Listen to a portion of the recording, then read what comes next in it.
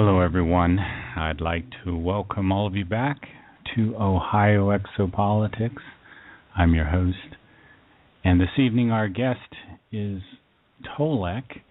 No introduction necessary. I will bring Mr. Tolec on the line. Tolec, how are you this evening, sir? Hey, Mark. How are you? I'm not dead yet, but I'm working on it. Every day. Do you have a Every day I'm one step closer, but that's okay. So how are things in sunny Arizona this evening? Sunny, warm, hot. It's beautiful here. We got blue skies and about 80 degrees. That's nice. Haven't seen 80 in a while. That's probably cool for you, right? Yeah, it would be. That would be early spring for Arizona, like early March weather. Yeah. Well, the park is beautiful here. It's just exploding in a splendor of green, and I took the kittens out on the deck today. I have 4 kittens, by the way.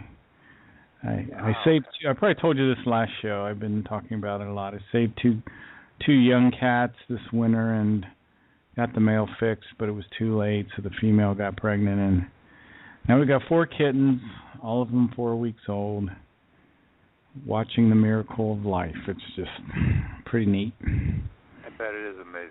What kind of what's the I guess the breed of cat? The female mother is a calico, and the male's father is a gray and white, and the kittens, we got a tan kitten, we've got a kind of gray and white kitten, and we got 2 calicos, but they're a little darker than the mother. Sure. And they're very cute. I bet they're a kick to watch. All that energy. They're awesome. Yeah. And of course, I have 2 really big dogs, too, and they like to watch them, but I try to keep them so they don't have direct contact with each other. Sure. For obvious reasons, I guess. But we didn't come here tonight to talk about kittens, did we? No.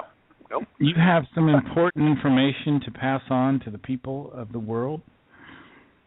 Oh, well, I hope that it's insightful for people that are listening. Insightful, informative. I guess I've always been an advocate of the concept of whatever people can learn to broaden their knowledge regarding what's going on in the world that we live on is a good thing. So, yeah, we'll dive into some of it whenever you're ready. Where do you want to start? Well, I really would like to pick up with the and I know that we kind of blazed the path about a week ago, the last time you and I spoke, and we hit on a number of subjects.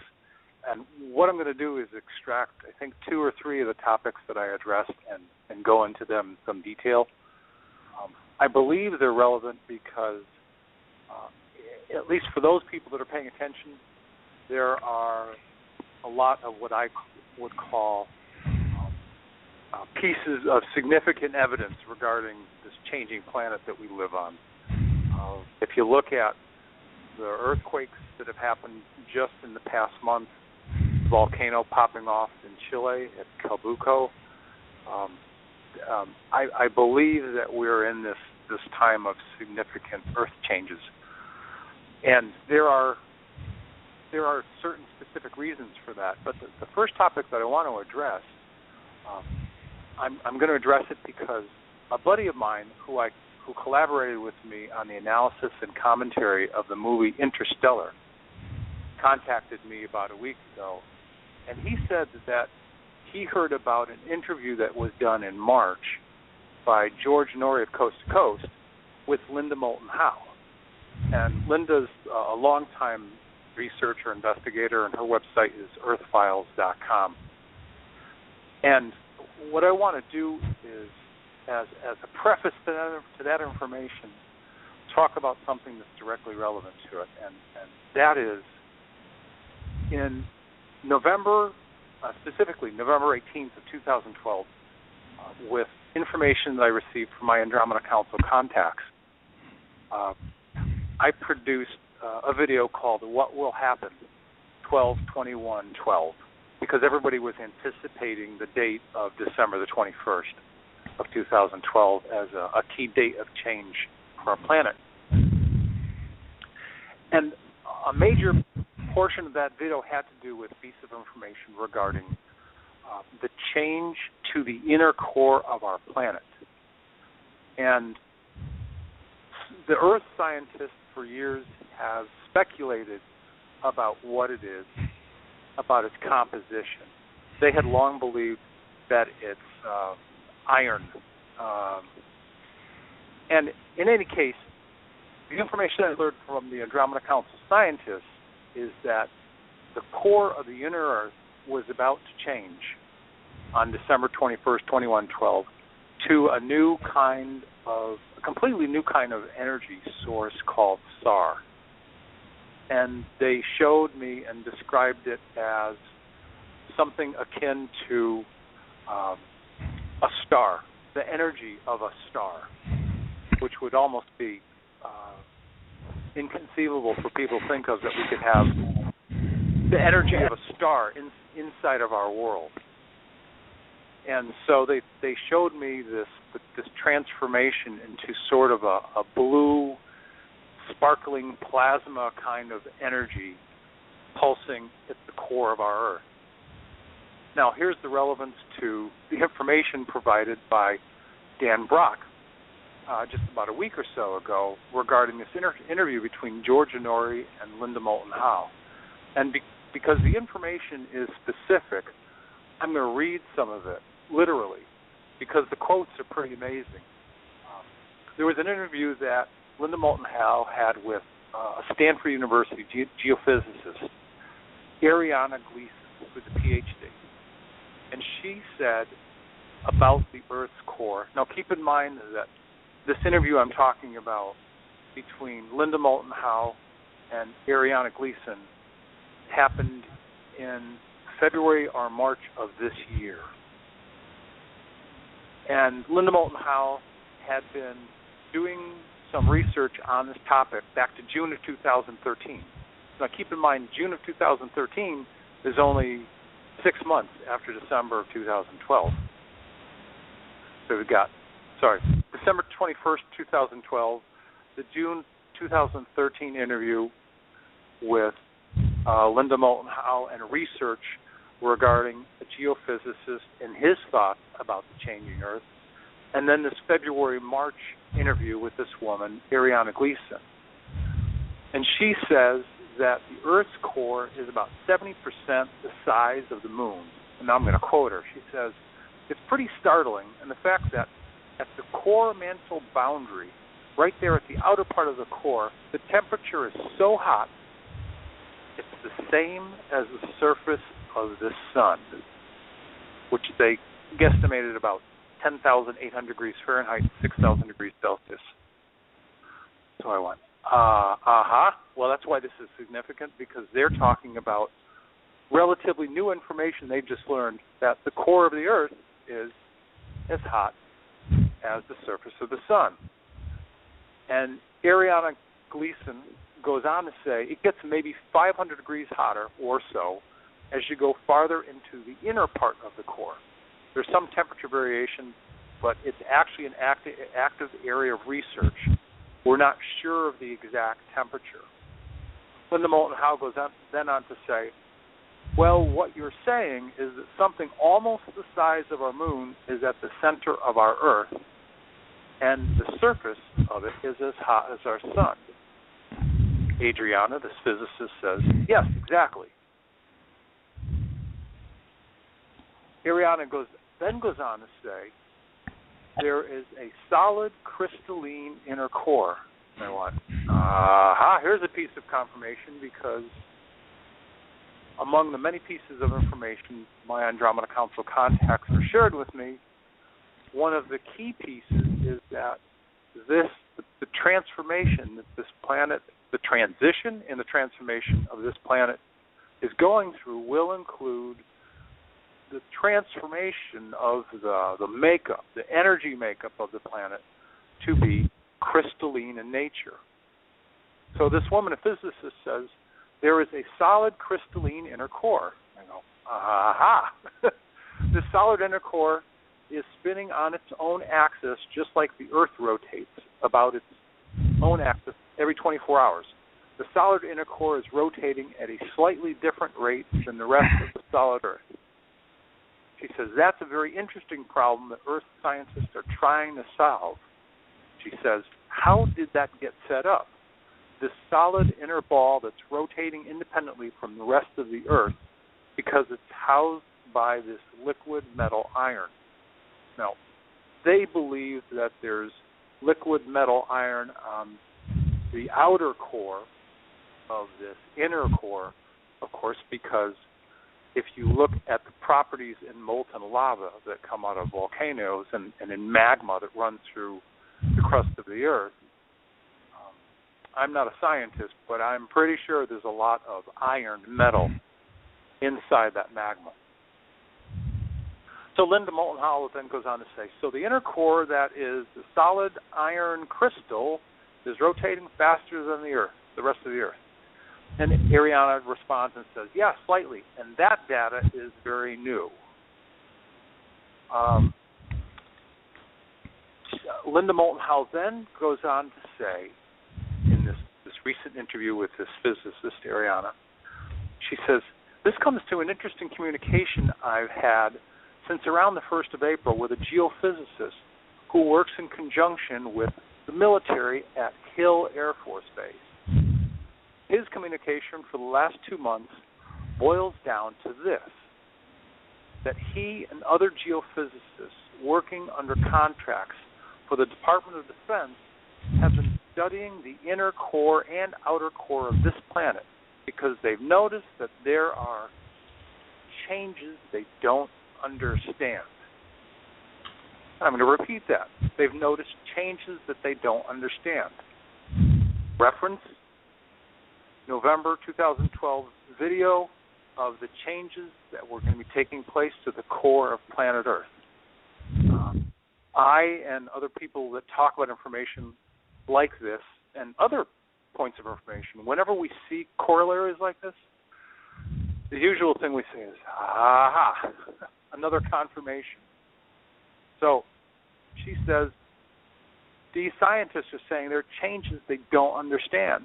And one of them is that in the last 2 or 3 years, which would bring them back to 2012, there has been a 1,000% increase in the liquefaction in soils they've had studied. Let's see what else. Here's the wind-up for that interview. It says there are infrasound signatures that are coming from inside our planet that are indicating to them that something fundamental is changing in the inner core to the outer core, to the mantle, to the crust. Where all this could lead, because the interior to the crust is a dynamic situation, we could be at a time where the inner and outer core to the mantle and to the crust are going through some sort of an evolutionary change. Changes the scientists don't understand. I was astounded when I read this interview, and if people want to see it, they can go ahead and read it. It's on Linda Moulton Howe's earthfiles.com website. I'm not sure the exact extensions of that website, but I'm sure you'll be able to find it easily.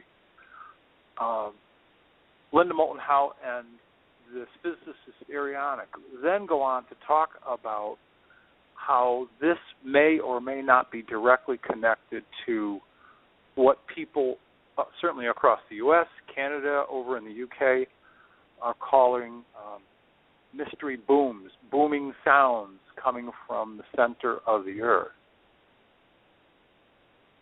And in a conversation with my contacts with the Andromeda Council, they've told me that those sounds are not directly as a result of the change to the core of the Earth, but rather are a cause and effect of years and years of oil being pumped out of the ground, because oil serves a primary purpose of it is really a lubricant for the plates, the tectonic plates of the planet.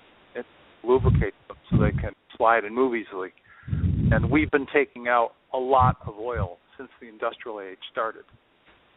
Combine that with this time frame of change going on with this planet as she prepares to become a higher frequency, higher density world.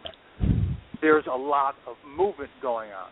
So the sounds, the booms that people are hearing are in fact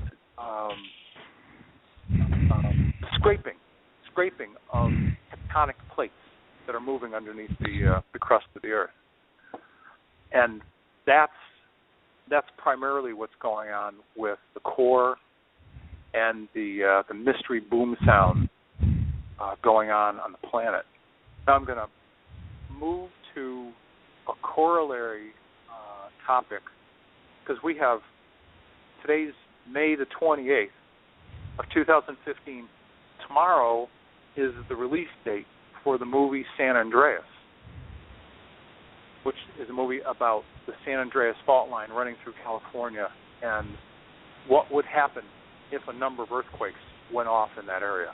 And I'm sure a lot of people will see it, but I'm going to tie together this information about the Earth's crust, the plates moving, the inner core, and a movie I saw back, I think it was in 2010, I believe, called 2012, which I'm sure a lot of people have seen. And much like the movie San Andreas, which takes place, I believe it's positioned for the San Francisco Bay Area, the movie 2012 was positioned for what happens if a large-scale quake or quakes happens in the LA basin. And all I'm going to do right now is cite some quotes from the scientists in that movie. They're talking about the temperatures inside the Earth. And at different moments in the movie, having watched it a few times, I wrote down some of these quotes. They said, quote unquote, temperatures are rising. It's heating up the Earth's core. The Earth's crust is destabilizing. The whole Pacific plate is destabilizing. The San Andreas fault is shifting. Yes, and all her major sister faults in the Bay Area. Again, this is, if you pay attention to these words and the meanings of these words, I think people will come to understand that not always, but sometimes the people in the media and the movie industry are doing their best to teach. Sometimes in a good way, sometimes in a not so good way. But here we have kind of specific confirmations about what's going on with Earth as she evolves. And my last reference to the movie 2012 is that there's a scene when the father, played by John Cusack, who's divorced or separated, is about to take his young children, a daughter about age 9 and a son about age 10, to Yellowstone National Park. And they travel there, they go camping. Now, Yellowstone, as a lot of people know, has a huge volcanic caldera. And the next morning, once they arrive, they decide to go for a hike to find a lake where John and his ex-wife, played by Amanda Peet, used to spend some quiet time together. Well, upon arriving at a fenced-off area where a large lake used to be, there's this kind of much, much smaller, bubbling muck pond, and you can kind of see steam vents coming up through this muck pond. And they're about to hop the fence, led by the father, and the son says, "Don't you see the signs?" Now keep in mind, this is early in the movie, before the 10-plus earthquakes along the San Andreas, through Coachella Valley, and into Pasadena, sends most of Los Angeles into the Pacific Ocean. Not so different in terms of an overall theme with this upcoming movie, San Andreas. Now, I'm bringing all of this information together because we have information that I was provided that turned into a video in December of 2012 talking about the change to the core of the Earth. In the early part, actually in the very first month of the writing of the website that was released and went live in May of 2011, I addressed the upcoming changes to the Earth's core and to the Earth as a method for preparing for its transformation. We have a movie 2012 which showed us an earthquake in the LA basin. Now we have, interestingly enough, tomorrow, a movie called San Andreas that's being released. And that one focuses, of course, on the San Andreas Fault running right through the Bay Area. So these are pieces of information that I'm choosing to address because I simply believe it's relevant to this time of change that we're in. And Mark, if you have any comments or questions, or I know that people want to call in, or you have a chat room or something, if they have any questions, we can certainly discuss it. We can get into this and discuss it if you want to. Okay, let's take a short break, folks. We're at the 30-minute point. I'm going to play a nice, interesting clip on the rainforest, which kind of goes along with some of the things that Tolec has been discussing.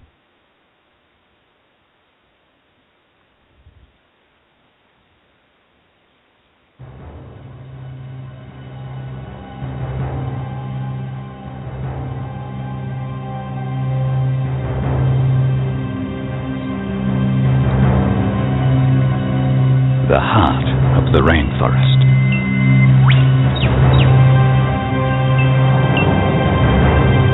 Here we can discover the secrets of a world 100 million years old. The forest has survived from prehistoric times, outlasting the dinosaurs. Huge trees stand like monuments amidst the symphony of life.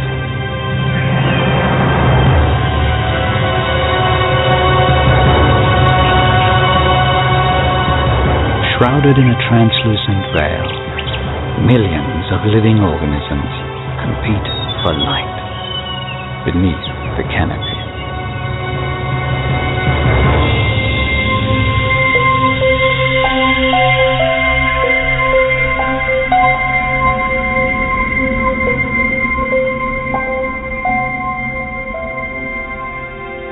Layer upon layer, life here exists in harmony. Trees in the rainforest have been known to live as long as 350 years and grow to nearly 200 feet tall.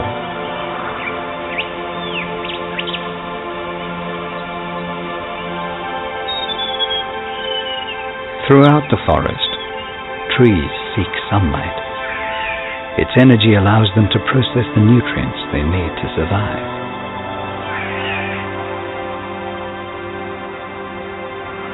A soft carpet of moss covers these ancient Arctic beech trees as they reach ever skyward in search of the light.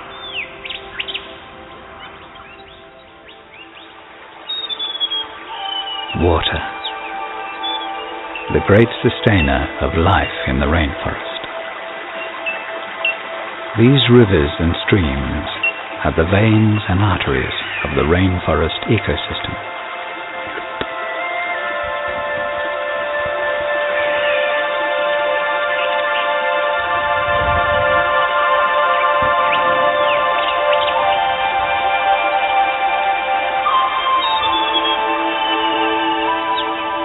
The rainforest canopy shields its vulnerable inhabitants from the harsh surrounding elements. Hello, everyone. Welcome back to Ohio Exopolitics. I'm your host, Mark Snider. We're speaking with Tolec this evening. We're talking about the Earth, and we're talking about Earth changes. Folks, if you want to call in and ask Tolec a question, the number is 917-889-6000. 7099. I see I have one caller. If you want to speak to Tolec, press the 1, and then we'll bring you on the air. Let me bring Tolec back on the air. Tolec, go ahead and continue, my friend, and then we'll wait for call-ins. Certainly. So I know that I covered a lot of information in a half an hour's worth of time, but I wanted to do my best to tie together what might be disparate pieces, but they're in fact in sync in terms of, if you will, evidence of changes that are going on across the planet, and more specifically, as I was addressing initially, at the core of the planet, which physicists are discovering is in fact changing, and they don't understand the changes. And I have to give credit to the scientists on the Andromeda Council. There is a primary contact person that I have who works alongside with Vice Chairwoman Tanya, and her name is Andromeda, and she works very closely with them to help me understand what this information is all about and make it so I can grasp it. Most of the major concepts I've gotten. Again, I'm not a scientist, but I'm trying to provide information that would make sense to most people and in the way that they'll get it. So it's information that I hope will be helpful for people as they choose to watch, if they're doing so, evidence of Earth changes on this planet. So, Mark, do you have any thoughts or any comments? No comments at this time, Tolec. I think we're going to get some call-ins here shortly. Okay. See if any of your listeners have any. I know I always get to ask the questions, and I know so many people are interested in hearing what you're saying, and I'm sure a lot of them would have questions. But I'm going to wait, folks. You got Tolec here, so I'm not going to hog the show tonight. You'll get the opportunity to call in, and that's 917-889-7099. And 213, I didn't know if you wanted to come on the air or not, but press 1 when you call in, and then I can bring you on the air. So Tolec, did you have anything else to add? In terms of this topic, no. I have other topics that I'm ready to address, but as long as people haven't called in yet or pushed 1, as long as you and I are both here, Mark, what do you think about this topic? And I'm asking you, so I want to hear what you have to say about your thoughts regarding this information and other pieces of evidence of change on this planet. Whether there's tsunamis or earthquakes or volcanoes going off. I mean, there's some consistent activity going on right now. Well, I'm a student of the Meyer material, and one of the things that Billy says is that at the core of all of our problems is overpopulation. And because of the tremendous overpopulation we have on the Earth, one of the things that we're doing, I mean, there are many things that we're doing. We're depleting the micronutrients out of our soil. We are drying up our aquifers. For example, one of the largest aquifers in the United States is the Ogallala Aquifer. And it's in the central part of the United States, where the breadbasket is, and it's, what did they say? It would take, I don't know how many thousands of years for that aquifer to refill by itself. We're seeing the incredible drought in California. We've got countries like Bangladesh.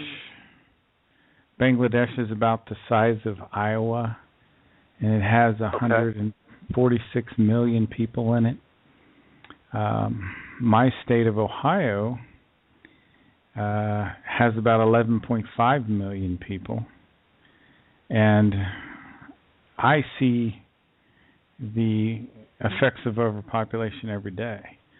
One of the things that we're really dealing with, and people haven't understood this yet, is we're destroying our forests. And our forests are the moderators of weather on the planet. The forests keep the ground cooler in the summer. Right. They absorb extra water. We're having tremendous floods in Texas now. They form a natural windbreak in the winter, so that kind of helps. They're also amazing filters. They filter the air. They're filters. So as we destroy our forests, which are the moderators of our weather, the weather gets more and more and more intense. And I think that's one of the things that we're seeing. So these are some of the issues I'm concerned about. Looks like we're getting some call-ins. I'm not seeing anybody clicking one yet. So I don't know. Sometimes Blog Talk makes it kind of hard. Let me go ahead and there we got somebody raising their hand and someone else. Okay, here we go. Okay, 213. I'll bring 213 on the air. Hi, can you hear me all right? Yes. Thanks for calling in. Thank you for having the call. But I just now saw it on some website I go to regularly, and I was like, oh, okay. But then I didn't get all of the call. I only got about 10 minutes of it. Okay. But now it just struck me when you say, oh, is it really overpopulation, or is it the corporations that are controlling things to make things worse? Well, I think we've probably got both. You know, I think sure. Okay. So we really do, because I always thought that was kind of a myth, that overpopulation argument, and I thought, okay, if it was really overpopulated, then why aren't they telling people, you know what, you need to have like only one or two kids or something like that? I don't hear that being promoted. You know what they've done in the Western world, and this is really sad. The unelected world government back around 1945 decided to put fluoride in our water. Yeah. And they put fluoride in all the water in all the developed countries of the world. Now what that does, besides reducing your IQ, is that it's kind of a sterilant. And they've reduced the birth rate around the world with fluoride. Now, chemtrails also plays a role in this as well. I don't know exactly how that works, but that plays a role in it as well.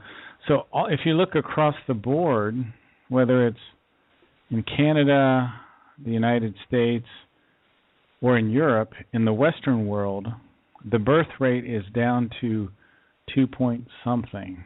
So we're now at the kind of evening out of the population.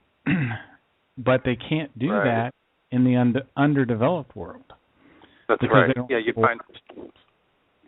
find places like India, Pakistan, Bangladesh. They're popping out a lot of kids. Exactly. Yeah. Exactly. So, there's so much going on in the world right now. So that's part of the issue there. And plus, that fluoride is supposed to be calcifying our pineal glands, is what I read. Yes, that's a good point. Yeah, I heard that years ago. Yeah. Yeah. But I started when Mark asked me to come on again, and we agreed to do this. I decided that I would focus on just 2 or 3 points that I had touched on regarding about 10 or 12 points from the last conversation. And I started by addressing what seems to be some pretty consistent information regarding the change of the Earth's core to a new energy source called SAR, which is very much consistent with the heat that our sun produces. And actually, the people at the Andromeda Council told me that kind of change has happened before in stars, going from one stage to the next to the next. Okay. Keeps bumping up in frequency. As a matter of fact, our sun right now is changing from a yellow white star to a blue white star. Well, in the very first part of the interview, I touched on the fact that there are some physicists right now that have been tracking geophysical changes to the core of the Earth, and they can't figure out why it's changing. There's a physicist in Stanford University by the name of Arianna, and a couple of other people that Linda Moulton Howe was talking to a few months ago that have said, we're seeing changes to the core of the planet Earth, and we can't figure it out. And the Andromeda Council people told me that change had happened on December 21st, 2012. So we use that information as an introduction to a number of planetary changes that are going on right now. And I don't know how many people track this, but as an example, back in 2010, 2011, I started to look at the USGS website as a way to see if I could measure. Tolec, sorry to interrupt you. Could I bring another one of these callers? We got some other callers that want to come on. Sure. I want to bring on 949. Go ahead, 949. You're on the air. Hello? Hello. Hi. Hey. I have a question. Nate, how you doing? Pretty good. Welcome to the show, sir. Thank you for having me. I had a question. I was just curious. The Earth heating up from within. Do you have some reference material we can look at this? Yes. I was just citing a conversation that took place between Linda Moulton Howe and a physicist from Stanford University, a postdoctoral PhD by the name of Arianna Gleason. And Linda Moulton Howe's website is earthfiles.com. And the rest of the address, I'll read it off, is news.php, like Peter, Harry, Peter. So news.php, capital I, capital D as in David, equals 2101, ampersand, category equals science with a capital S. And if you go there, you'll see that specific page which talks about the conversation between Linda Moulton Howe and this postdoctoral PhD who's a physicist at Stanford. And she is also corroborating what other physicists are saying, which is that the core of the Earth, the inner core of the Earth, is going through changes that we don't understand, and that these changes are recent, and quote-unquote, some sort of an evolutionary change. And a good friend of mine back in Tucson, Dan Brock, brought this information to my attention about a week and a half ago. He said, "No, you did this video back in December for 2021, 2012 about the changing core of the Earth. Take a look at what they're saying." I said, "Okay," so I went to look at it. So you can go to Linda Moulton Howe's Earth Files website, and you'll likely to see other references to conversations she's had with other physicists about this topic, and or its relation to sonic booms, the booms that people hearing from the planet, as well as sinkholes that are happening. They feel that there might be some kind of connection.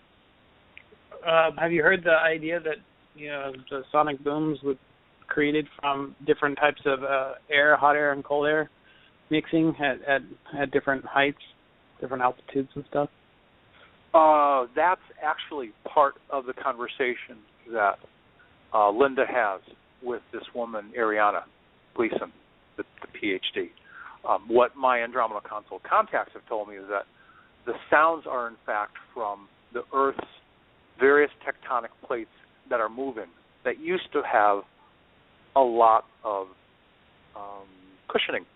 They used to have a lot of, just like knees and elbows have a lot of fluid to keep those joints lubricated, moving smoothly, easily. Well, oil for the Earth is what has kept things moving and sliding easily. And with the industrial age, we've been pumping a substantial amount of oil out of the ground. That's A. B, cracking has caused a real problem with the plates and the crust. And that's why they are, in fact, getting some earthquakes in Oklahoma and in Texas due to fracking, because they're pushing fluids down into the earth, extracting oil, and the plates are starting to scrape. There go earthquakes. And there's a lot of information on this. But that's the primary issue is, from what the scientists of the Andromeda Council have told me, is that the plates are moving, they're scraping together, and that's what the boom sounds are from. That's so what I've heard. Why is this information important? I mean, what can I do about it? Can I do anything about it? There's nothing that you can do about it. The Earth is going through the changes that she needs to go through as she prepares to become a higher density or higher dimensional world. Some people enjoy and like tracking this information, and for those people that are tracking this information, I'm just tying together some corollary points, some information, which comes from what I've learned from the scientists on the Andromeda Council, that Earth scientists are now just discovering. I and other people would call this confirmation, because the information lines up. So, because I have heard the Earth heating up from within, but I heard it basically coming from the oil companies. They have set forth different propagandists and stuff to sell this story, and then the alternative media community in some areas have picked it up. What do you think about stuff like that? Well, I just addressed part of that. In fact, when these oil companies are drilling and do the process called fracking, they are driving fluids and chemicals into the earth, into different layers, forcing oil out, and there's always cause and effect. No, I'm not a scientist, and I don't claim to be an oil geologist, but I've done enough research on my own to see what happens when you take fluid that used to be a lubricant out of something, and bones start to scrape. Well, the crust of the earth and the tectonic plates are kind of like bones that are scraping together if you start pulling out the lubricant, which is oil. So, between the research and what I've learned from the Andromeda Council scientists,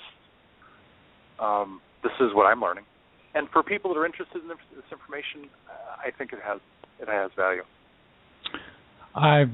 You can hang on, Nate, if you'd like. I've got another caller here, 281.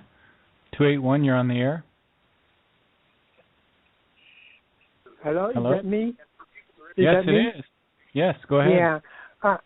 My name is Tran, and please be patient with me. My English is a little bit bad. And I just want to know that the disclosures, they always say about that, because I think we have some ETs here already, but some of them is the bad one, and some of them is a good one, but the good one going to come, and then we're going to have a disclosure. Doesn't mean like we present them to welcome them or things like that, but for right now, it's just so much of disinformation, so I don't know when it happened, and we're closer to that stage, or we don't know, or what is the status. Okay, I understand the point that you're making, and thanks for calling in. The people that have been the ongoing contact people with the Andromeda Council have consistently said to me that the transformation of this planet into becoming a higher density or higher dimensional world will be precluded by a time of transition, and that time of transition is about a variety of earth changes, earthquakes, volcanoes going off, movement of the Earth's crust, a likely flipping of the magnetic poles. The North Pole moves to the bottom of the planet. The South Pole moves to the top of the planet. These are items of a process that will take place during this time of transition. They've also said that during this time of transition, that is likely when, for lack of better words, benevolent ETs, like people of the Andromeda Council, people from the Pleiades, people from Arcturus, certainly the four races that are senior member races of the Andromeda Council, Ritol, Nicolte, Tolec, and another one. This time of transition, what I understand is that once there are a cluster of major events, let's call them 4 or 5 major events that come together, that will be the moment when the ET visitations begin. And it's it's my humble opinion that is the moment in time where you will see acknowledgement by governments that there are, in fact, other intelligences that live out in the universe and out in the galaxy. But I doubt you will ever see any formal disclosure before then, because as long as the government keeps saying ETs don't exist, they hold a position in people's minds of ETs don't exist. And they have no incentive to change that, because there's so much information that they would have to release upon saying that. Certain technologies, certain off-planet races that they being the Western governments have been dealing with for years. I mean, there would be a cascading effect of questions and explanations demanded if they uttered the words, "We officially acknowledge disclosure." Yeah. They're not going to do it. Yeah. They're not going to do it until they're. I'm almost done. They're not going to do it until they're. It's an American metaphor. Their arms are twisted. They won't. That's my own thought. Yeah, that's what I understand, because I follow every time I see anything in the internet. Tolec, I always listen in the ear. So those things you talk to right now, I just understand. But the thing is, I know that the small group that, like on the Western, they control this planet for so many years, 300 or 1,000 years, but they have the bad ET helping them. And then now the planet, on the people in this planet, because of the internet, so they understand. So I think most of them, they want to welcome the good ET coming here and helping us to release Earth, because it's kind of like a very serious timing.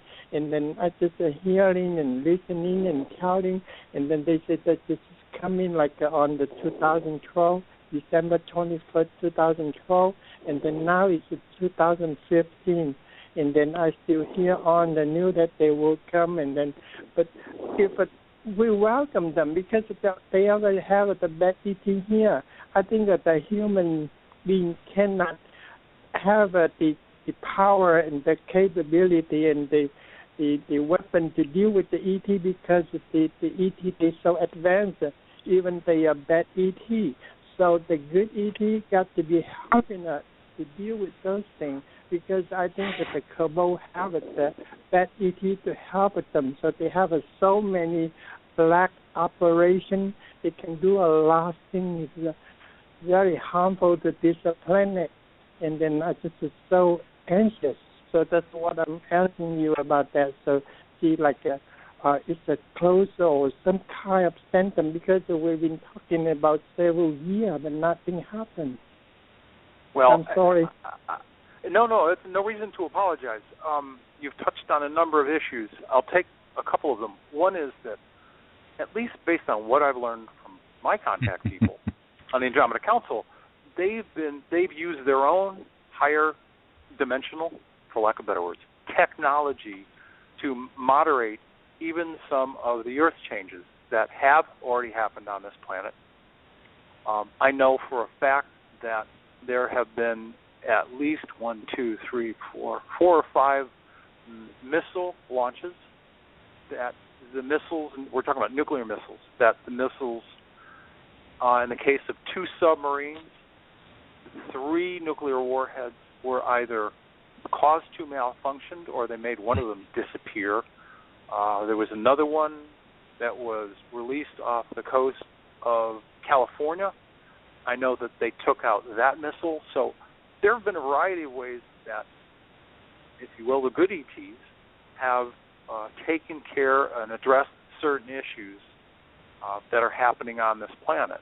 They've said consistently for a while they are not going to allow wholesale nuclear war to happen on this planet. They're not going to allow it. And if you talk to other people about this topic, I think you'd find pretty much a consensus on this particular issue. The topic of Earth changes and why I'm paying some considerable attention to it is because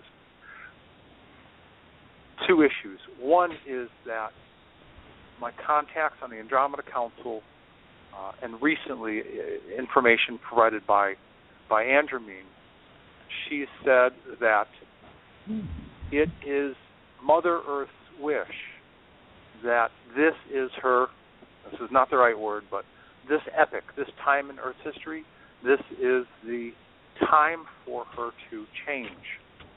Again, time's not the right word, but I can't think of another one right now. And in order for her to change, her body has to go through a process much like pregnancy. She has to go through certain changes, which will include the purging of a lot of negative energy that people of Earth have heaped on each other for years, wars and killing and greed and all sorts of things. Energy affects Earth, which some people call Gaia or Terra. She actually has a life force energy. She's got to purge herself of these energies. The other part of the process is these Earth changes. Part 3 is the fact that, based on everything I've learned, and I can spend some time talking about this, there is specifically an evolutionary pattern, an evolutionary blueprint that's laid down using mathematics. We would understand it as sacred geometry. And from what I've learned, every universe, the galaxies in that universe, the solar system and planets, they all have their own evolutionary pattern. And again, wrong word, I can't think of another one, but from what I've learned, this moment in time is when this planet is going to change and evolve from being a 3D physical organic world to that of a higher density or higher dimensional crystalline based spirit essence matter world. That's the direction that it's heading in. And one evidence of that change is the core of the center of the Earth becoming what they call SAR, S-A-R, which is very much like a star. So I know there's a lot there, but that's how it all ties together. Tolec, one of the things you mentioned was kind of negative thoughts and negative energy on the planet here, and you mentioned greed. What do you think of some of these televangelists? You know, some of the ones that, you know, make millions and millions of dollars and fly around in Lear jets. And what do your contacts have to say about that? Quite honestly, I've never asked my Andromeda Council contacts about televangelists and or religion. The best way that I can answer this question is that they acknowledge, and I acknowledge, but they acknowledge that there's, if you will, a creator. And the best way that I think I can describe it is this sort of all-permeating, all-prevalent, universal life force that exists in everything.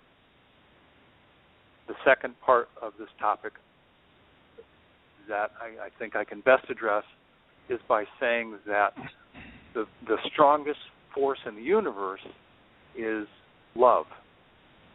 And love is the essence of light. It has a certain frequency and vibration, and as we evolve and change, more and more people can choose to become more caring of each other, more loving. In reference to your question, I don't know how loving it is for people who are televangelists to take advantage of people and take thousands or millions of their dollars to follow their particular religious path. That's for them to examine themselves and see if that's ethical for them. Have you ever heard of Kenneth Copeland? I have not. No, I don't know who he is. Let me play just a few minutes of this clip. It's really quite interesting. It kind of tells you where we're at right now on the Earth. Okay.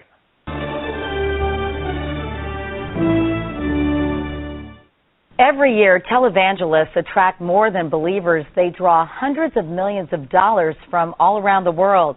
All of it is tax exempt, but should it be? Senator Charles Grassley is investigating 6 top TV preachers. And tonight, our chief investigative correspondent, Armin Katayan, has a hard look at one of them, Kenneth Copeland, the so-called godfather of prosperity gospel. To live in the Garden of Eden, hallelujah. In one TV sermon after another, Somebody shout amen! Kenneth Copeland and wife Gloria implore viewers to sow the seeds of their faith by following God's word and donating dollars, promising a 100-fold return in happiness and wealth. It's a bottom-line business. This former ministry employee who feared being identified answered hundreds of prayer requests a day, most sent in with donations, before quitting, feeling betrayed by Copeland's gospel of prosperity. I receive it! He is the recipient of the prosperity message. So when he's preaching health and wealth, he's filling that bottom line on his business. That's why Senate investigators are digging into whether ministry resources are being diverted into an array of for-profit companies tied to the Copelands: cattle, horses, aviation, real estate development, and gas and oil wells, to name but a few. Michael Hoover, who worked for the Kenneth Copeland Ministries for 5 years, quit in 2005 over disagreements with the church.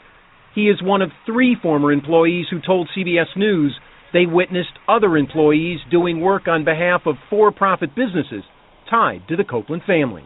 I believe that they were using a lot of the ministry's assets for personal businesses. The nonprofit.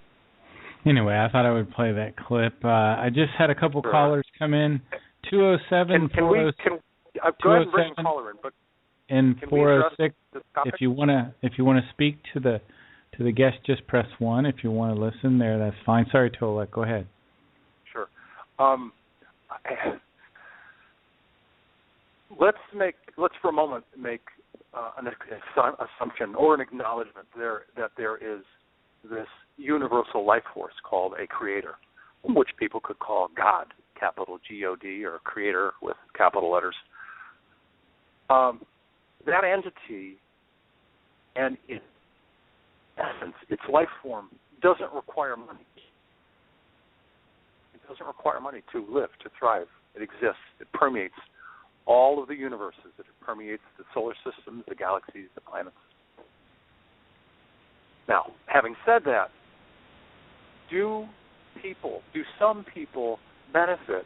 Can they see positive changes in their lives by listening to a variety of ministries, television or otherwise, religions or otherwise, whether it's Catholic or the different variations of Protestant?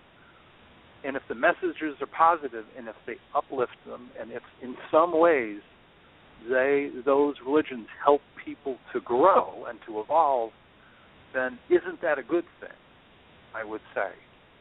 I would also say that people have a right to spend their hard-earned money the way that they want to. I guess the real question is, are people being defrauded by giving their money to a church? In this country, in the U.S., churches are non-profit and therefore tax exempt. And so I don't need to get into tax law and governmental law, but I think the bigger question is, does God, the Creator, require money? No. How do people learn to grow? Well, they've got to get their teaching from somewhere. So is that one method? It sure is. I got a caller here, Tolec. Go ahead. Sure. Can we bring caller on? This is 406. I saw you raise your hand. Go ahead and ask your question, 406. Yes. Am I on? Yes, you are. Okay. Hello, Tolec. It is absolutely wonderful to hear your voice and to be able to ask you a question. I've been following you for many years and have had contact consistently every single night. So my question is about Earth changes. You had said before that you had gotten information that the West Coast would have probably a major inundation of water. Do you still get that consistent information? The answer is yes. I believe that one part of the changes coming to this planet will be a variety of different earthquakes that will probably be closer together. And from what I understand, one of those earthquakes, the key earthquake, and again, I'm not talking about when, I'm talking about what. It's supposed to happen about 300 miles off the coast in the Pacific Ocean, somewhere, if you will, between L.A. and San Diego. And that would be the one. Of course, that would be an undersea quake, likely volcanic in nature. So there would be a volcano that would pop, resulting earthquake, likely water inundation to the West Coast. That event would also trigger other events. But it's not just the West Coast of the U.S. The whole planet is going to go through changes, from what I understand. And I don't know exactly where they're all going to be, but as I was sharing earlier from my contact, Andromeda, she's essentially said that Mother, if you will, Mother Earth as a female energy source who has her own life essence, has chosen this moment in her history to change. And as a woman, I'm sure you appreciate that when a woman gets pregnant, she's about to birth a new life, there are certain changes that are inherent in the human body. That's the best metaphor that I can give to Earth as she prepares to become and birth herself as a higher density or higher dimensional world. Part of those changes is in fact Earth changes. And so I have one more question, if that's all right. Sure, go ahead. And that is, you recently said on one of the programs that all the continents would be moving. Could you elucidate on that a little bit? I haven't talked to my Andromeda Council contacts about this specific topic in a while, but what they showed me originally was the fact that a couple of things are going to be corrected. The 23.5 degree off axis of the Earth would be corrected, and that the continents are going to move from, if you will, a west-east orientation. The Earth right now kind of looks, we would look at the U.S. and Canada as a west-east orientation. It would move like 15 degrees, like from 12:15 to midnight, if you will, and it would look instead with a north-south orientation. The other thing that I can tell you is, from having hiked in Sedona quite a few times, I've seen an actual sign that shows epochs of periods of time where all of Sedona has been underwater already, like 5 different times. Ocean size. If you look at the Grand Canyon, that's evidence of considerable water in that region. So, yes, it's information I've gotten from the Andromeda Council, but there's evidence on this planet already of a number of flooding events. I heard someone up in the Pacific Northwest about a year and a half ago and then subsequently read an article. This gentleman was talking about sea life evidence on the northwest coast, like 150 miles inland. Right. Fossil evidence of sea life, 150 miles inland. So, this planet continues to evolve. And do you know anything about the inland seas that are supposed to come back, if that is true? I don't know. No, I haven't heard about that at all. I haven't asked about it either. Well, sorry. Maybe you could. 406. Okay. Can I throw a question in 406? I had a question for you. You had mentioned that you had some contacts. Is that something you feel comfortable talking about a little bit? Oh, sure. I'm an intuitive, and 3.5 years ago I was in Boise, Idaho. I have a lot of, let's say, contact. I was literally told, I was shown a map in the middle of my living room, like a virtual map with a dot on it, and it told me I was supposed to be there by November 10th of 2011. So that was about 3 months before 11/11/11. So we left Boise, Idaho, and we did move to northern Montana where that dot was, and had no idea the name of the town that we're living in. But we went to where the dot is. We've been here for 3.5 years. We moved in 11/11/11, and the beginning of February in 2012, I was called to the window, and because I'm an intuitive and I'm able to hear telepathically, I went to the window, and there were several what I would call plasma beings in plasma ships. I'm not sure if it's their Merkaba, but I know that the ship itself has to do with their own sixth-dimensional body. Was outside in the sky, and from that time to now, which is a little over 3 years, they have been with us every single night. We did see, let's just say, a number of them come down in 2012 in August that have not left, that are in the mountains behind where we are. We're in the very northern tip of Montana. And they have been educating me, so I'm pretty current with just about everything going on the planet and off the planet. I have been warned up to now to be very careful. I actually wrote a book and did not publish it because they requested I do not. But, times are changing, and I just feel a little bit safer now. And, oh, my gosh, Tolec, I've really, really, really wanted to connect with you, but I've just had the ability now with my computer, maybe on, I guess, through YouTube. I guess that's the only way I can ask a question. Feel free to write sometime. On the home page of the Andromeda Council website, which is Andromeda. Right, yeah, I know. Council.com. Yeah, Right, I know all your pages. Information about contact. I know all your pages backwards and forwards. Okay. All right, just feel free to write to me, and I'll be happy to. We have continued, yeah.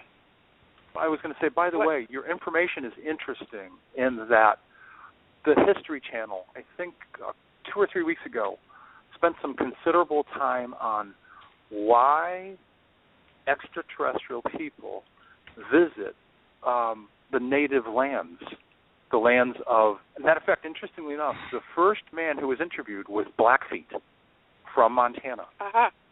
And they showed a picture of Shiprock, and they talked to other Native American people, but it is the recognition that the Native Americans hold sacred not only certain sites, but the land, that the land is a gift from the Creator.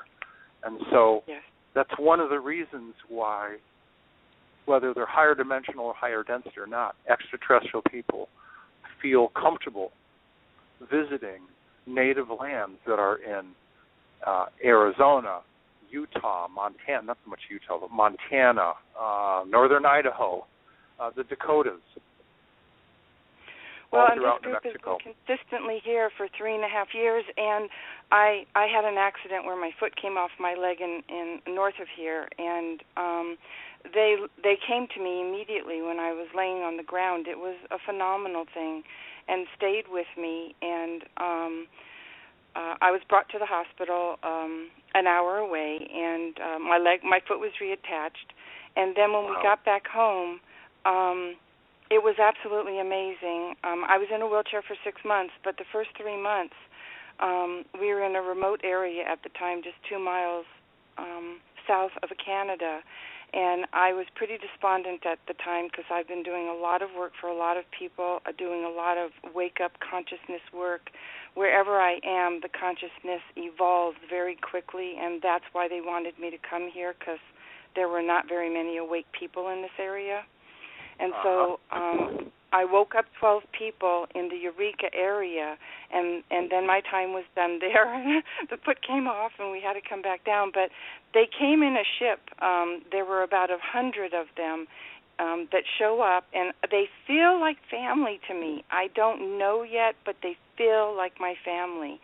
And you know, ultimately we're all family, galactic family, but they feel like And so they literally put this gigantic S, my name is Sherry, they put this gigantic S on their ship, the whole entire ship. They made this big S just to make me feel better. It was so cool. So, and I've had just that. Thank you for sharing that specific piece of information. I don't know if you know this or not, but many, many times, people who are contacted, A, they've reached a certain level of emotional and spiritual knowledge and maturity. B, when they're contacted, it's likely from people from their home planet or home star system. Your soul essence that occupies this human organic form on this body, your soul essence probably originates from the place that those people are from, which would explain the deep connection that you feel with them. It's very, very deep, and they actually come in and out of the mountainsides, some of them. They're actually living in there. I know they are, and they've wanted me to be very careful. I do feel more comfortable about talking about it now because I know we have major positive changes going on right now. And I do know that they are here to help us when, you know, the so-called event, the energetic event takes place and people start waking up. And, you know, when we have our switch clicked and our light bodies manifest, I know from what they have taught me that they are here to help us, and it is just so comforting. And it's a very lonely process here, and I'm sure you've gone through all that loneliness as well, Tolec. And, you know, I feel like you are my community. You talk to Mark and you have others, but I have my husband, and that's all we have is each other. But they are so comforting because they are always here. And I actually did say to them, you know, if I just saw a spaceship just once, I would really feel better about, you know, believing all this. And this was maybe a month after they visibly came and called me to the window.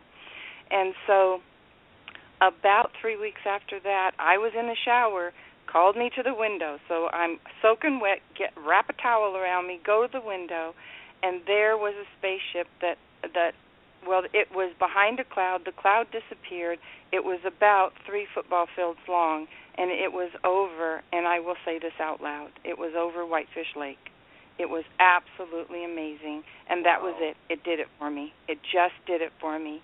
And so they've been educating me about how the universe formed, about how creation was formed, about how just the whole entire story of our universe and the greater creation of creation, and so that I am prepared on every level to help people get through what's coming when they are like in shock. My hat's off to you. You have an amazing story. It's been quite an adventure. Yeah, it's there's Mark Kimmel and other people, Dan Brock and others. My spiritual sister, who she and I had a conversation. Adana, she and I spoke about some of these topics a few weeks ago. And remarkable person, remarkable. Yeah, it's these people like yourself that, even though we don't live in the same part of the country, we go, family. Oh, you are. You're family. You're so family. Yeah. Yes, really, you have saved me so many times, Tolec, when I felt so alone and desolate. I have to thank you. You've been my rock. You've been my granite, and I have to thank you so much because I've been able to hold on because of you, because I'm at a peak now where my body is changing so much. I really feel like I'm not going to be here too much longer, but I am so tied to this mission that I will stay. I will stay. But one of the things that happened was I was taken out of body and brought to the very edge of our universe, and I was told to look down, and I saw the Andromeda galaxy and the Milky Way galaxy, and Earth was very, very magnified. They showed it to me like 10 times bigger than it is now, and that it was going to be like a linchpin, absolutely crucial to these two galaxies. And that happened nearly 30 years ago. And they also saved me from, I was completely crippled, didn't walk for 4 years from rheumatoid arthritis. They taught me how to use my own energy, my own chi, to heal myself. My legs were bent. I healed myself with their techniques and walked out of the desert of California to now be here for this. Wow. It's just been an amazing journey. Thanks for sharing your personal stories, and I'm humbled by your gracious comments about me. You have no idea, and I'm sure you're this for many, many more people who are being quiet and have not shared this with you. But I'm telling you, I hold you so dearly in my heart, words cannot express. Well, thanks for your kindness. And I know I've taken a lot of time up, and now that I have made this contact, I'll try and figure it out. I'm not so great with the computer.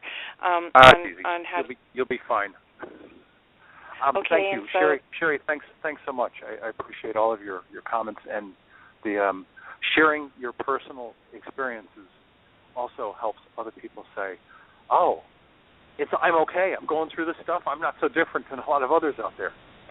Right. I'm sure your story is valuable to a lot of people. They have to trust themselves and know that it's real. They have to know to trust themselves. Okay, thank you so much. I don't want to take up any more of your time. Thanks. I will contact you. Okay, sounds great. Thank you. Thank you again for the show. I just can't get enough because it's lonely out here in Montana. Yes, it's a big state. Take care of yourself, Sherry. Yeah. Okay, thank you very much, Tolec. And thank you. Thank you for calling in. Appreciate that. We've got a call from what a story. That was amazing. Wow. And we just got another caller here, 940. If you wanted to speak with Tolec, press 1. If you don't, I'll just leave you where you're at, and I don't want to embarrass you by bringing you on the air if you don't want to come. But that was an amazing story, Tolec. Wow. I want to see that thing that was 3 football fields long, man. I've got a similar story, and this won't take long. No, take your time. Before this is back to the winter of 2000. Yes, 10. The winter of 2010. My dad had passed about a year before. I spent about a year and some change with my mom and was visiting with her over in Florida. And about a week and a half before I left Florida to move back to the Tucson area, I was walking down our street here in the Florida area, and I happened to look up in the sky, and I saw 2 clouds, which you'd consider to be, like cigar, I guess what they would call cigar-shaped. But these 2, and actually there were 2 in the foreground and one kind of in the background. They were so distinct. I had never seen anything like them before. It was like somebody took a pencil eraser and provided a very clean edge around each of these clouds and then a line across the middle. I certainly, at least to my knowledge, I was not transported up to those clouds, but for all the money in the world that I have, which is much, but I would bet that, because they took photos of these things, I would bet you that those were ships, and they were huge. Now, the interesting is that there were no other clouds in the sky at all. And these things were just kind of like parked over our area. And I looked up and I saw these things and I started to chuckle. And I'm like, Florida? What are you guys doing here? And I just kind of laughed and kept walking. But I was astounded at what I saw. They were huge. I've got another huge ships. I've got another caller here. I'm going to bring on the air. 940. Did you want to speak to Tolec? 940. Yeah. Yes. Am I on, Mark? You sure are. Okay, great. Hey, how you guys doing tonight? Great. Thanks for calling. Good. Hey, Mark, I had to mention to you, your show with Richard Sauder was most revealing. Did you like that? Yeah, absolutely. His insights about what's going on the planet are phenomenal. Yeah, that was amazing. I agree with him. I wanted to make a comment. Tolec, I'm waiting for the Great Awakening. I'm pretty awake myself, and I'm just seeing the nonsense in the media, the false flags, the lies, the same idiots running for public office, and the public totally buying everything that's televised. You're spot on so far. Keep going. And I'm seeing I live in Texas, okay? And I don't know what it's like in other parts of the country. Oh, I do. I've been to the East Coast. I'm seeing the same thing everywhere I go. And you try to mention something to someone just to spark their interest, and they look at you like you are totally insane. Yeah. And I've been, shunned by my friends, and I'm a very service to others person, and I see this selfishness, you go out to a restaurant, the family of four sitting there, and they're all holding their cell phones. And if the Andromeda Council are contacting leaders around the planet, then they're sure not doing anything to do anything. They're not. They're not contacting what you and I would call government leaders or officials. Just the opposite. They talk to people like me. They talk to other people. And I know we're low on time here, so I'll get to the point. When there's this cluster of Earth change events and the planet starts to go through her final change, there will be people that are member races of the Andromeda Council that will be visiting here. They will not be meeting with government officials. They'll be meeting with people who are interested in meeting with them. Right. Private citizens. I'm going to share a story, which I'll try to keep short. I've been playing tennis for years. I was playing tennis out in Tucson, about 15 years ago, with a gentleman who was a retired State Department official. And he happened to be in Vietnam during the war when it was happening. And to make a long story short, what he said was,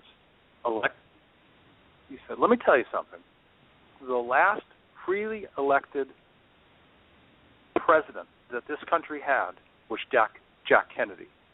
That was the last freely elected president. Every Absolutely. other one since then has been appointed. This was a retired gentleman from the State Department acknowledging this. And he said, moreover, the elections are a sideshow. They're a fiction to make people believe that they have a say in how and who is voted into office. Now, right now we're talking about at the highest levels of government. I certainly believe that mayors and town managers and city councils are freely elected by people in their own towns and cities. But at the highest levels of government, not for a long time. Absolutely. I'm scratching my head here because if and when, and I'm hoping it comes sooner rather than later, the light switch clicks on. The average person that has not done their inner work is going to go totally insane. Totally insane. Yeah. You know? Well, you have one paradigm of thought which will not match anything that's going on in their lives at that moment. They're going to be going, how did this happen? Well, you're right on. I mean, I had a download into my crown chakra of glyphs 3 years ago, and my whole body heated up, physical body, my energetic body was vibrating very quickly. I think we spoke about this one other time, Tolec. And here recently, I had a contact when I was meditating, and I had this voice clicked in and said they were Commander so-and-so from the 9th dimension, and I was one of their agents. And after that, I said to myself, it's time to get up. And I got up out of my chair, thinking I was getting up physically, and I'm in my astral.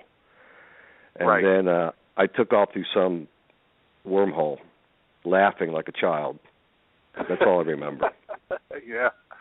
You know, I don't know how much you know about this, but from what I've learned, what they experience, everything happens simultaneous. Once you get out of this physical, organic dimension that people call 3D, everything north of us, 4D, 5D, 6D, there is no time. Absolutely.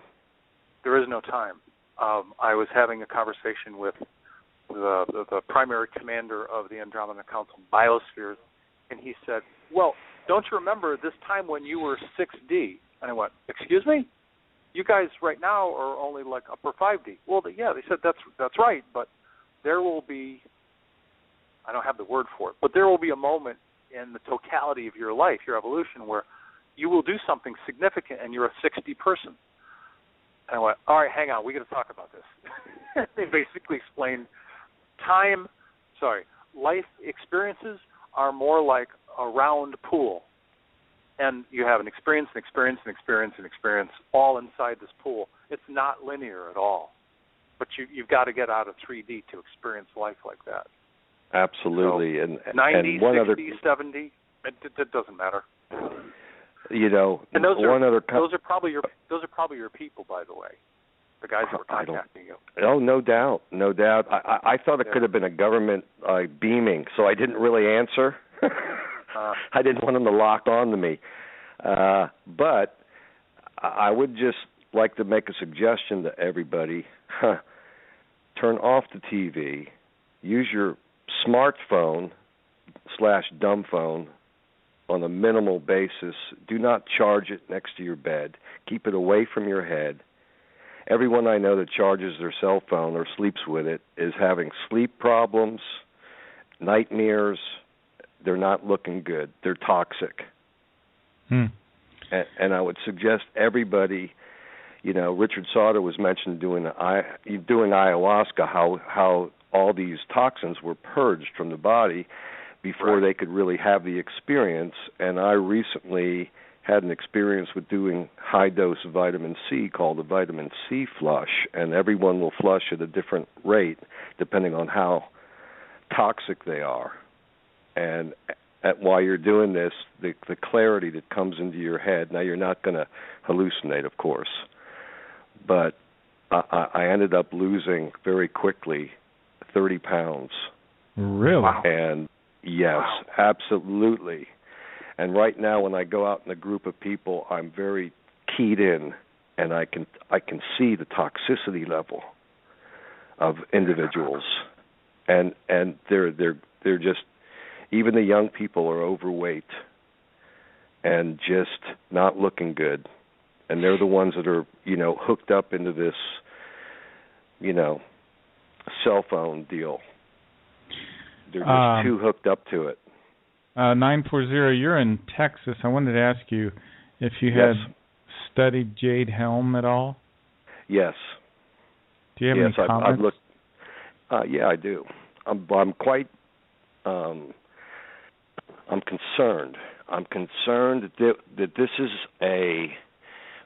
they're doing trial runs, number one. Number two, they've closed down all these Walmarts, and they're using Walmart trucks now to move supplies and equipment in a stealth mode.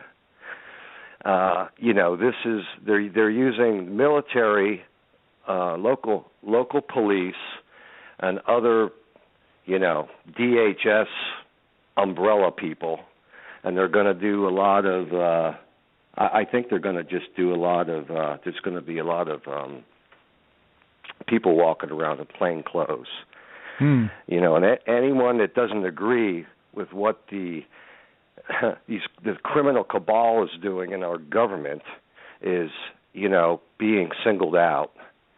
Anyone that's, a truth teller or anyone that's a whistleblower is being condemned in the media.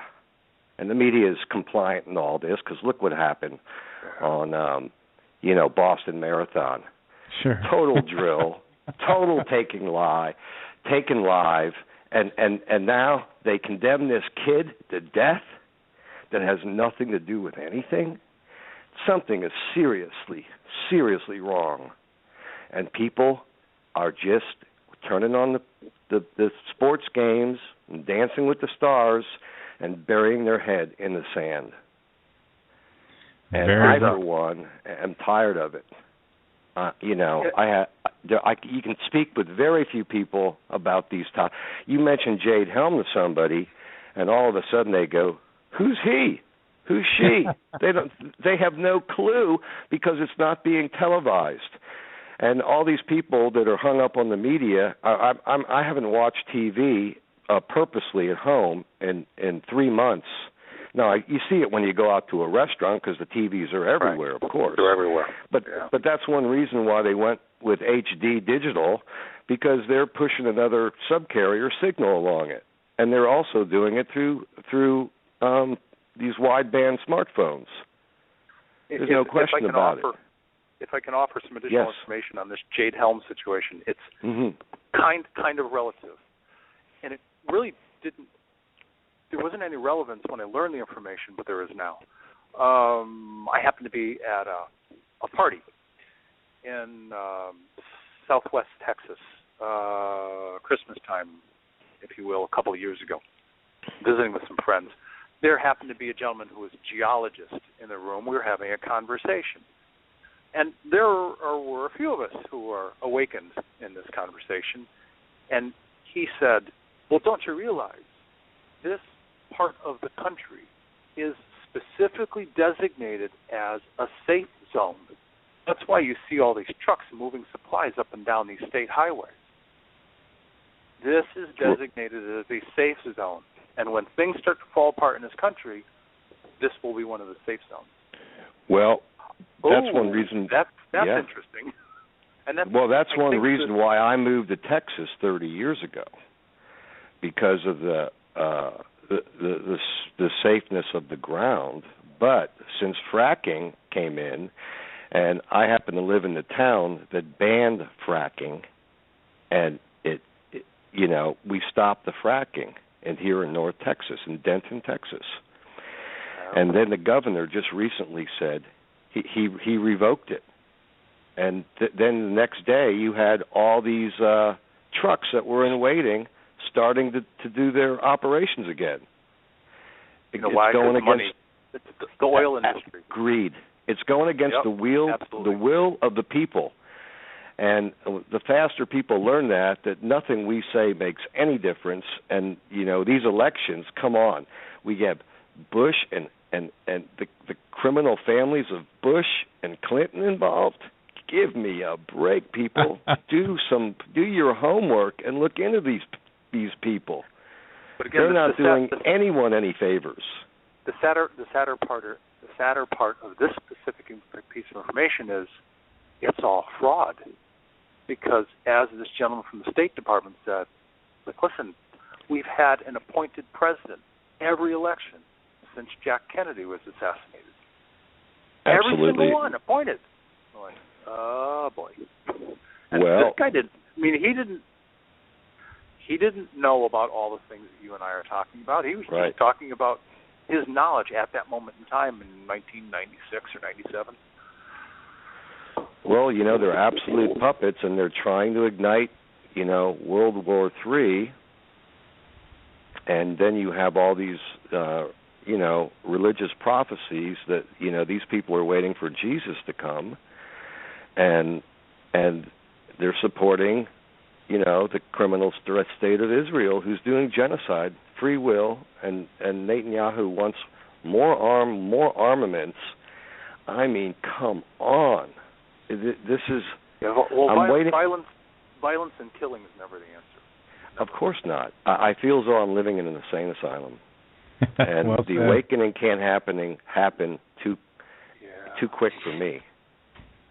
Well, 940, I really appreciate you calling. You had a lot of fantastic comments. Excellent. Thanks for your insight. Yeah, I really appreciate it. I hope I didn't overstep my bounds. No, this is great. Right. Excellent. I got another guys. call. Hey. I'll talk to you later. Thanks so much, 940. I wanted to bring on 207. They raised their hand about 4 minutes ago. 207. State of Maine. Hello. State of Maine. Yes. You Can you hear me? Yes. Oh, good. Yes, calling from the state of Maine. Yes. Well, first of all, Mark, thank you for the program, and I just want to say to you, Tolec, I will echo what the woman said earlier, how much I personally appreciate your generosity of time and your grace and candor.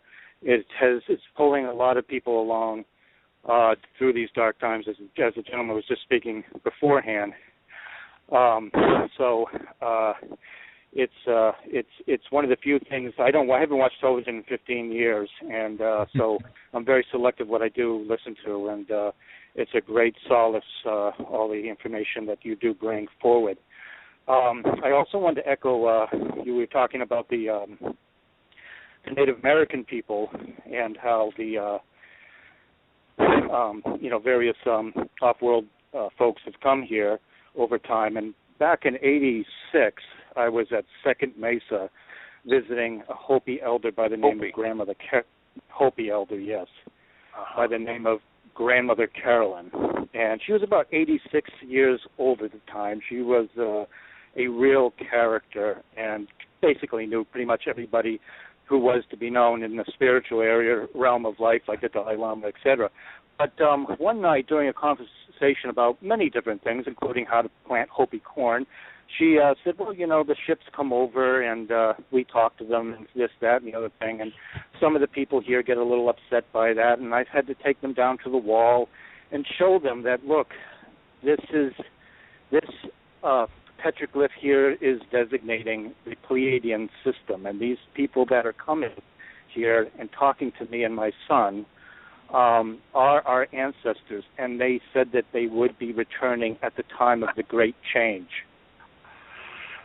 basically moving from the fourth world to the fifth world. The fifth world, that's right. Yes, and just put a smile on my face, because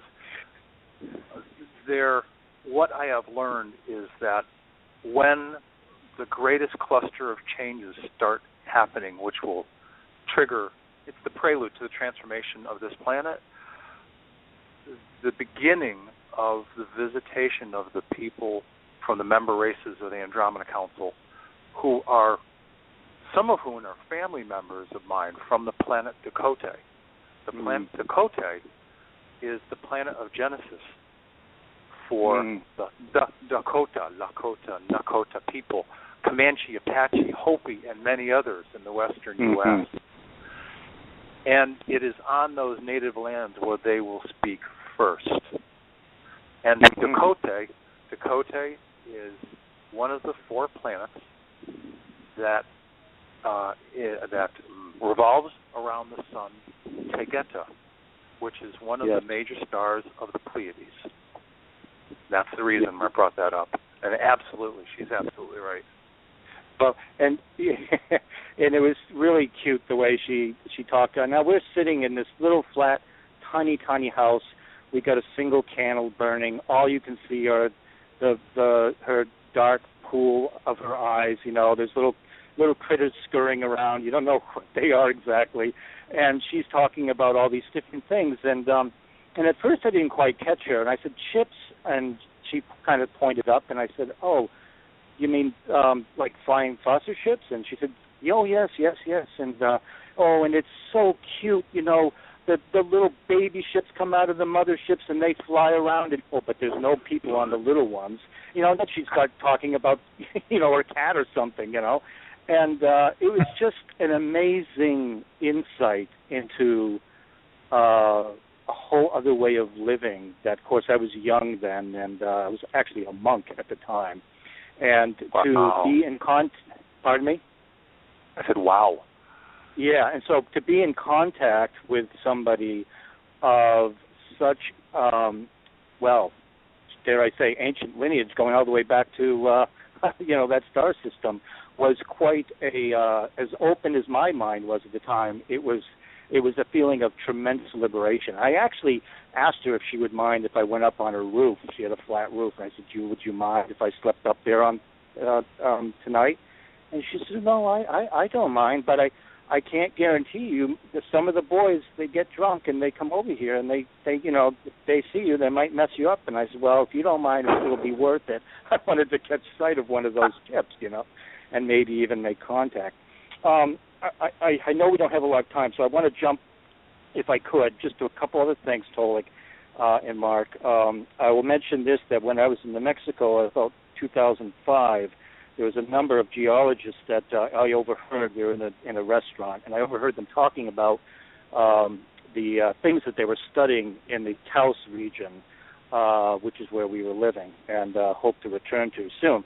And they were talking about the various. I excused myself, and I said, "I'm sorry, I don't mean to be, listening over your shoulder, but I couldn't help but notice you were talking about some anomalies in the Earth's strata of the polarity of the electromagnetic field over time." I was just curious. Are you free to talk about that a little bit?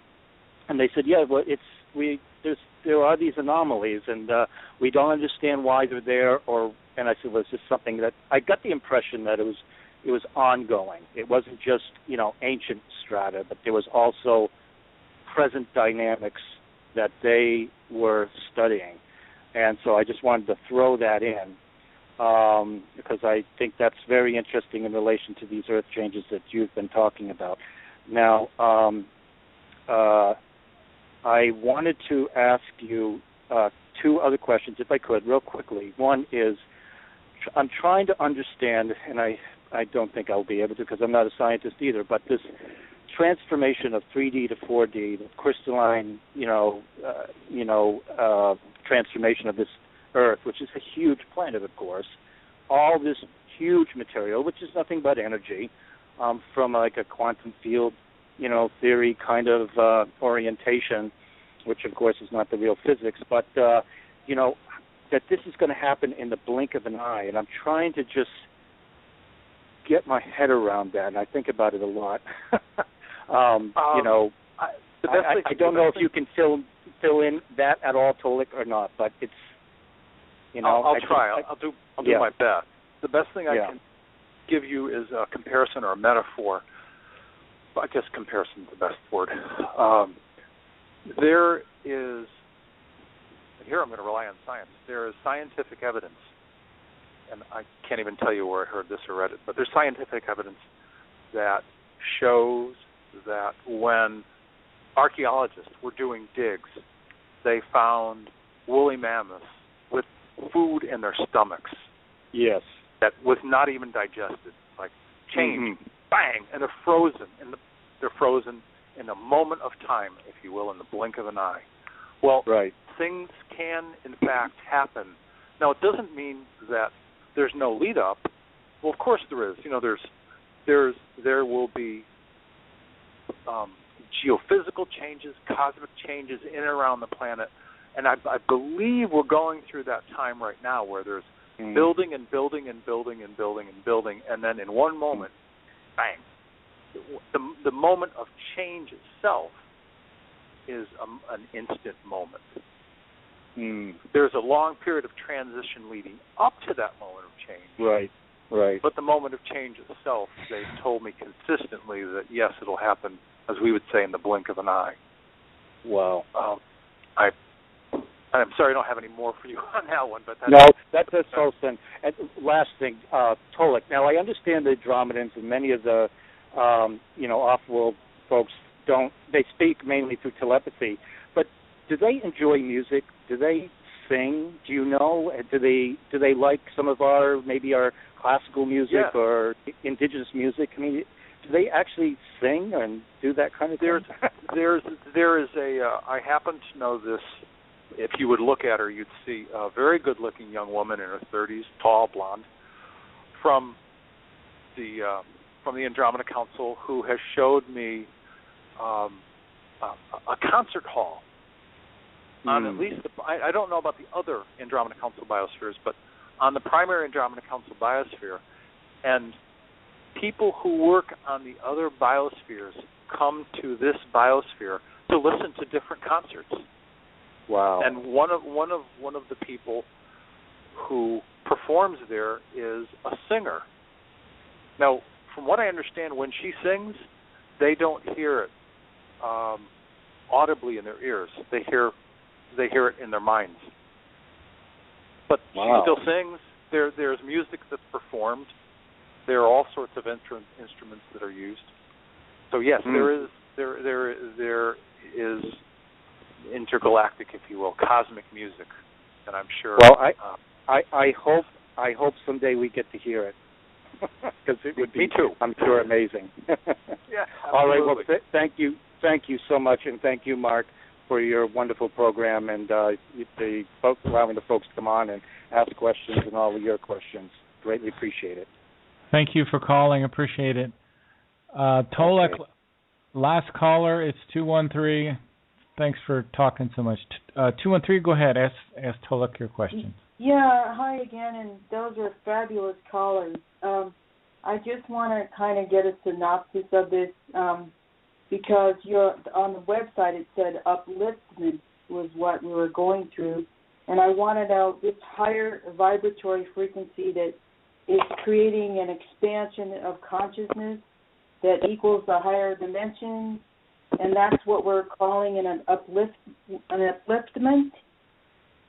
Well, the upliftment is one word that can be used to describe the process of this planet transitioning and eventually transforming into, whether you use the words higher density or higher dimensional, I think, at least at this moment in time, they're accurate. Is this what other people are calling ascension? Right. Yes. Other people call I just want to get this on the same page. Yeah, and I don't use the word ascension because many times there are people affiliated with New Age terms. Yes. And ascended masters and those kinds of things, and it has, at least for me, it has a religious overtone, and I have a strong belief, at least to the degree that I can grasp the concept of God and Creator, absolutely. Yeah. But I don't have any, today in my life, I don't have any religious underpinnings, so I try to stay away from any particular path that identifies what's happening as religious. It's simply the planned evolution of this galaxy and this solar system. Whether you call it the rebirthing process that you mentioned.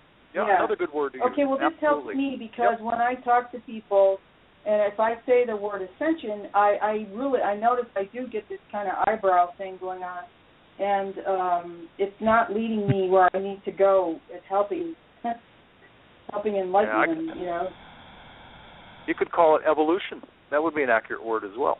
Yeah, an evolution. That's good. Yeah. Okay. Yeah, I would. As you meet people, my only suggestion would be let them come to you for their questions. If they're interested and they happen to know that you know a certain amount of information, let them take the steps to promote their own growth, their own awareness. Because if we try to, wrong word, but if we try to push our knowledge onto them and they're not ready, every understanding that I have of spiritual laws, that's you're breaking spiritual law to try to move somebody from where they're not ready to move from yet. They've got to do it on their own. Yeah, that makes sense. Yeah. And can you help? Can you help and can you educate? Absolutely. But let them come to you. Okay. And the more they ask, the more they ask, the more you can answer. Yeah, perfect. And the other thing I've been hearing is something about a secret space program called Solar Warden and stuff that's apparently quarantining the solar system. How is that going to be removed if that really exists? It's my understanding from some of my conversations with my Andromeda Council people that there is, in fact, an electronic, for lack of a better word, a high-frequency ring around not only this planet but around our solar system to keep any further attempted incursions from whether it's reptilians or other bad ETs that are trying to get into the solar system, as well as planet Earth, to keep the bad guys out. Oh, and not the good guys. Oh, right. Keep the bad guys out, and any of the bad guys that are currently stuck here on planet. When the transformation of this world happens and it becomes a higher density, higher frequency world, their own lower vibration won't be able to survive the upward shift in frequency. So any of the bad guys are stuck here. So that's what that quarantine is about. Does that help? Oh, it turns it 180 for me. Thank you so much. You're welcome. I've been hearing Happy to help. the other way around. Yeah. Okay, thank you so much. I'll let you go. Yeah. All right. Have a great evening. All right, you too. Bye-bye. Bye. Tolec, what an interesting show this evening. Wow. I mean, what a great night. A great night. We almost went 2 hours. We've only got about 2 minutes left on the stream, and we can't go any longer. Blog Talk won't let us. So if you had any closing statements, do it now. I've said this before. I'll say it again. For any people that are interested in terms of, this time of change, what do I do? Do what your heart moves you to do. Do those things that you most enjoy doing. Do those things that you have passion for. Do them with the people that you really enjoy being with. Enjoy your time here. This is an absolutely beautiful planet. Enjoy it to the best of your ability, because it's likely that it's not going to be a 3D world for too much longer. If you want to enjoy it before all the changes happen, that's my best advice. Life, we're here in a 3D organic form. Life is to be lived and to be enjoyed as best possible. That's my advice and recommendation. Well, thanks for coming on the show, Tolec. I want to appreciate and thank everyone that called in this evening.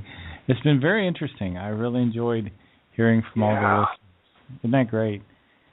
There were some amazing stories there. Very insightful, too. And it's so good to hear from the listeners. So maybe there is hope for this world after all, folks. All righty. Yeah. We're listening to Tolec. Thank you, Tolec. Thanks for having me on again. I appreciate it. All right, folks. Have a good evening. Listening to Ohio Exopolitics. I'm your host, Mark Snider. Talk to you later.